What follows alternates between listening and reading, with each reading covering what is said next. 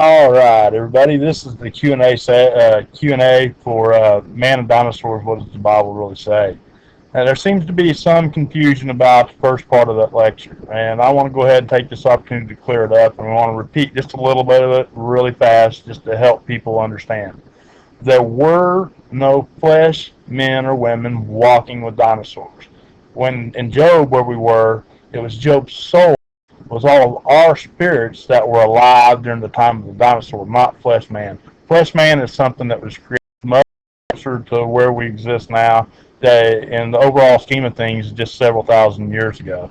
Uh, but let's just be clear about that. There were no flesh man that walked with dinosaurs. It was only us and our spiritual bodies.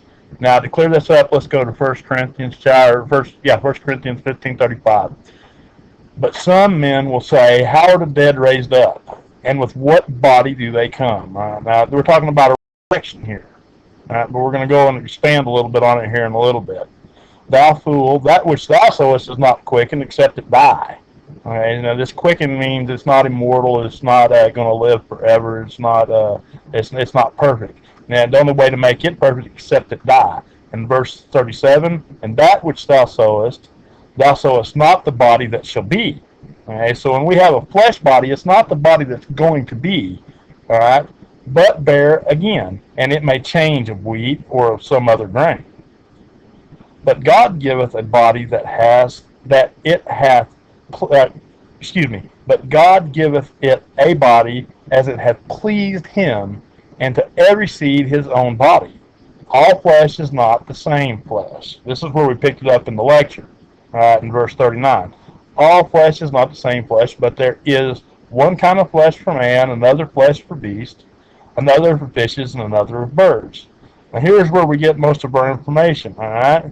There are also celestial bodies, not flesh bodies, all right, but bodies terrestrial. Well, let's stop right there. The terrestrial body is of the earth. All right, a celestial body is of the heavenly realm where God was. Now, we begin to understand just a little bit. A terrestrial body is of the earth. Now, man is one of those, of course, and so is fish and all these things. But man also has a celestial body. All right, you follow what I'm saying? It's this celestial body that we were in the first Earth age. Let's just go ahead and call it that for what it is. That eon of that time, that when man was first created, we were in celestial bodies, right? But the glory of the celestial is one, and the glory of the terrestrial is another. Now, in the lecture we got into this, the glory of the terrestrial body's got to be DNA.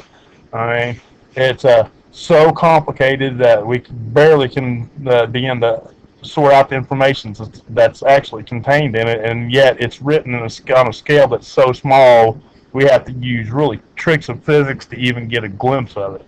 Now that sounds like a pretty glorious thing, if you ask me. But nonetheless, it's the celestial body that we're looked forward to being in.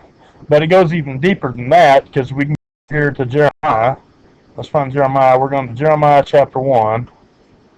All right, I think we're going down to verse 5. Now let's start in verse 4. Well, this is going to let Jeremiah know about what happened before he was even born. Then the word of the Lord came unto me, saying, before I formed thee in the belly, I knew thee. All right, before Jeremiah was conceived, God knew him. Why? Because he was there in his celestial body. He hadn't been born. And before thou camest forth out of the womb, I sanctified thee, and I ordained thee a prophet. Around that. Right? Before Jeremiah was formed in the womb of his mother, before he was conceived, all right, he was already there present with God. God had already told Jeremiah the entire plan before he was even born. Okay, why? Because Jeremiah was there with him in the celestial body. Okay, so let's just get that right down where the rubber meets the road. We were in celestial bodies in the time of the dinosaur, not physical ones. That's what God is, not terrestrial ones. That's what God is telling Jeremiah. But then, that's what God is telling Job in the lecture that we went to in Job. That when he made Behemoth, when he made these dinosaurs, he also made him. Well, okay, that's because he was in the celestial body then.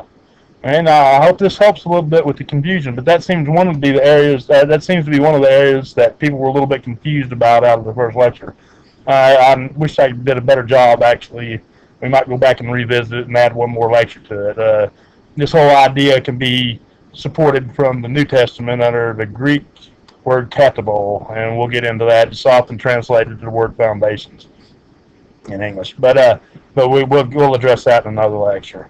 I hope this helps to straighten out any confusion. And again, I apologize if I did a bad job teaching it. But this is sometimes just a real hard idea for a lot of Christians to get their mind wrapped around because it kind of goes against what we've been taught a little bit as we grow up, or at least our concept of what we were taught when we were growing up. But nonetheless, I hope that helps.